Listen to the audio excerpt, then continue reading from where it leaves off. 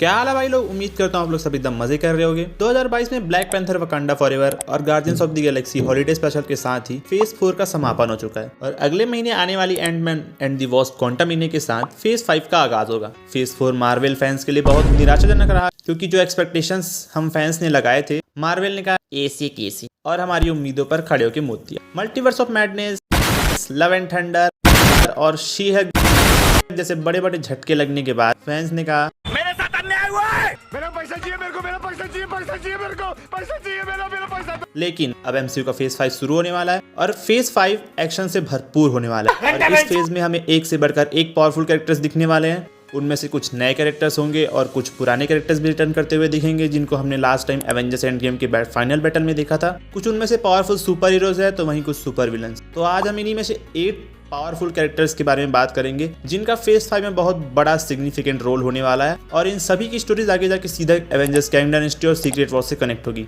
देखो, इस लिस्ट में कोई रैंकिंग नहीं होगी, सब सीक्वेंस वाइज होने वाला है। तो कमेंट सेक्शन में लड़ाई शुरू मत कर देना। अरे तो इसको भूल गया, तूने इसका नाम तो लिया ही नहीं। तो चूतिया है क्या? स्प्रेड पीस हरामियों। तो शुरू करते हैं हमारे पुलाड से। तो इन्फिनिटी सागा का प्राइमरी एंड मेन एंटागनिस्ट था थैनोस, जिसने क्रुएल्टी का एक बार सेट किया कि विलन किस टाइप का होता है और कैसा होना चाहिए। और अब अगर मार्वल को उससे बेहतरीन कोई विलन सेटअप करना है तो कैंग से बेटर और कोई नहीं हो सकता।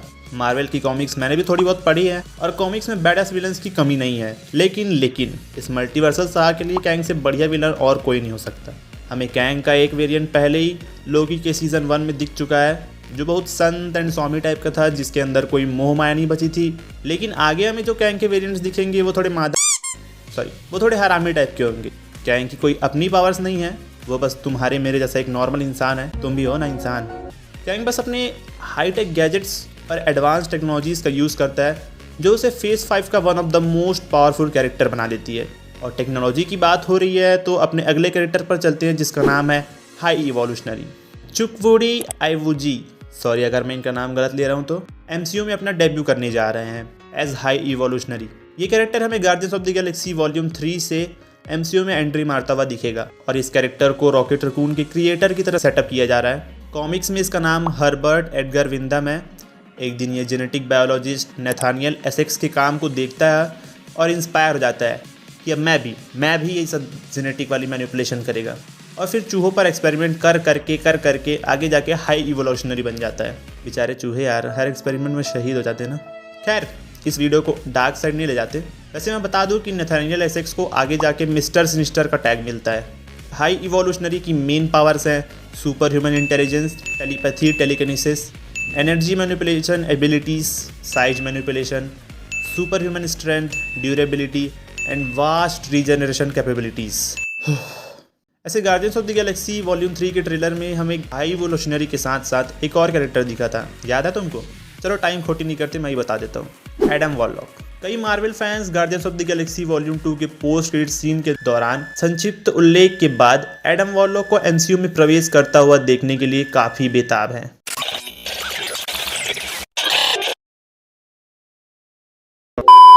एडम वॉरलॉक को मार्वल ने बहुत पहले ही टीज कर दिया था और जब अक्टूबर 2021 में विल पोल्टर को इस रोल में कास्ट किया गया तो मैं समझ गया कि इस कैरेक्टर को प्ले करने के लिए इससे बड़ा हरामी और कोई एक्टर नहीं हो सकता। खैर, मजाक से हट के मार्वल कॉमिक्स में एडम एवेंजर्स का एक सुप्रीमली पावरफुल एलाई है, दोस्त है। लेकिन guardians of the Galaxy Volume 3 के ट्रेलर से ऐसा पता चल रहा है कि ये विलन होने वाला है और इसे वॉल्यूम 2 के पोस्ट क्रेडिट सीन में टीज भी उसी वे में किया गया था कि ये आगे जाके एक विलन बनेगा और ये पीटर एंड फैमिली से बदला लेगा क्योंकि रॉकेट ने ये सुनहरी दीदी के हरे भरे बैटरीज को चुरा लिया था। कॉमिक्स में एडम के माथे पर माइंड स्टोन लगा हुआ होता है और इसकी ताकत भी बड़ी खतरनाक है, लेकिन एमसीयू में इसके पास माइंड स्टोन तो होगा नहीं क्योंकि ट्रेलर में ही हमने देख लिया है कि एडम के माथे पर कोई दूसरी बिंदी है।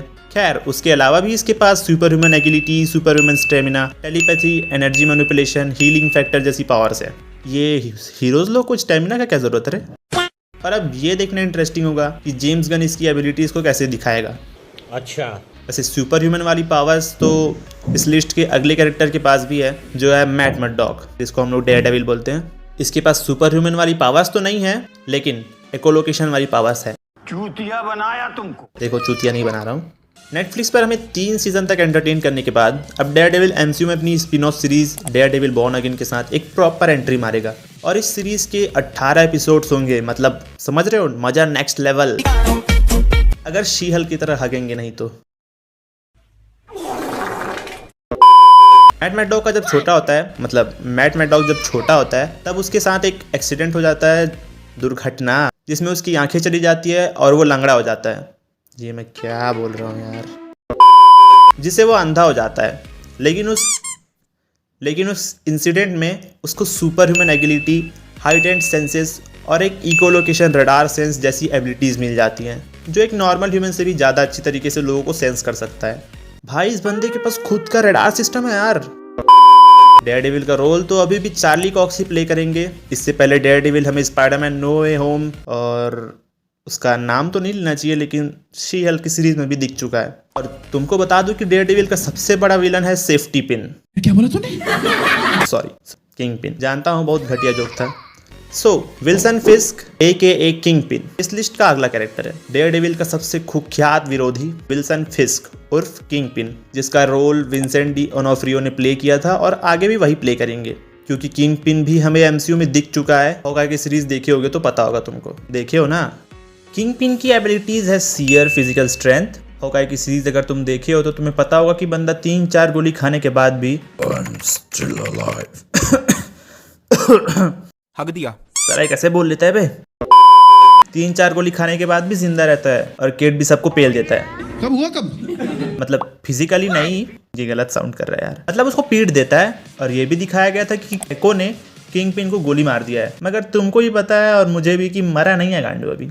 अब अगले वाले कैरेक्टर का किंग पिन के साथ कोई कनेक्शन रिश्ता नाता तो नहीं बन रहा है, तो सीधा उसी पे चलते हैं। Despite being one of the most powerful characters in Marvel studios, captain Marvel is still a fairly new MCU hero. आप क्या कह रहे हो? हिंदी में बोलो ना, ये कौन सी भाषा है, मेरे को नहीं समझ आ रहा है। मतलब इतनी पावरफुल होने के बाद भी ये MCU में अभी नई कैरेक्टर है। इसका इंट्रोडक्शन 2019 के कैप्टन मार्वल मूवी से हुआ था, जिसकी स्टोरी 1990s के एरा की थी। तो उस हिसाब से कैरल की एज अभी 10, 20, 30 मतलब 69 ईयर्स की हो गई है ये।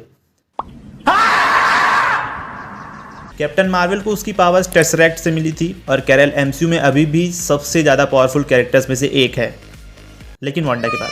तो कैप्टन मार्वल हमें आने वाली दी मार्वल्स मूवी में दिखने वाली है, जिसमें हमें कैरल के साथ साथ मिस मार्वल और मोनिका रेम्बियो भी दिखेगी।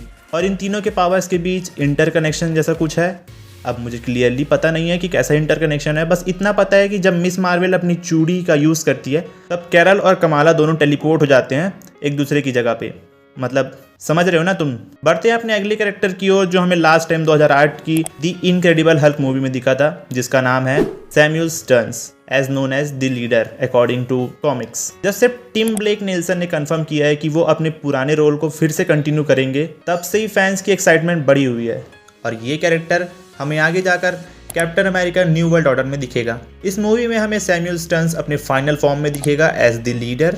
द लीडर के पास इनक्रेडिबल एबिलिटीज़ है, जैसे कि super human intelligence, telepathy, telekinesis, the ability to manipulate gamma rays और यहाँ तक कि मर के जिंदा होने की भी पावर्स है।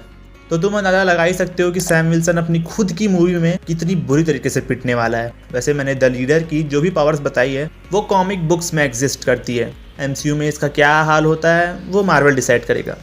तो इस वीडियो का आखिरी पावरफुल कैरेक्टर है, ये तो लड़की है बे। तो क्या हुआ, लड़की भी तो पावरफुल हो सकती है। तो लास्ट में है कॉन्टेसा वेलेंटीना एल्जेरा डी फोंटेन। ये 3-4 लोगों का नाम नहीं है, ये इतना लंबा नाम अकेली इस आंटी का ही है, कॉन्टेसा वेलेंटीना एल्जेरा डी फोंटेन। तो देखो अब MCU उस जगह पे आ गया है जहाँ मज़ा और एक्साइटमेंट स्टार्ट होगा। कॉन्टेसा के पास सुपर ह्यूमन एबिलिटीज़ जैसी कोई पावर्स नहीं है, बट स्टिल उसकी गवर्नमेंट में अच्छी पोजीशन और लोगों पर हार्ड इन्फ्लुएंस के कारण वो इतनी पावरफुल कैरेक्टर बन जाती है कि मुझे उसे इस लिस्ट में ऐड करना पड़ा।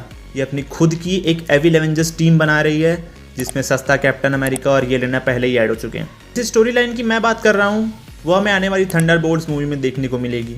हॉकाई की सीरीज में कॉन्टेसा ने येलेना को हॉकाई की सुपारी दी थी कि जा मार दे उसकी, मतलब मार दे उसको। और उसको मारने के पीछे का रीज़न ये बताया था कि हॉकाई ने नताशा को मार दिया।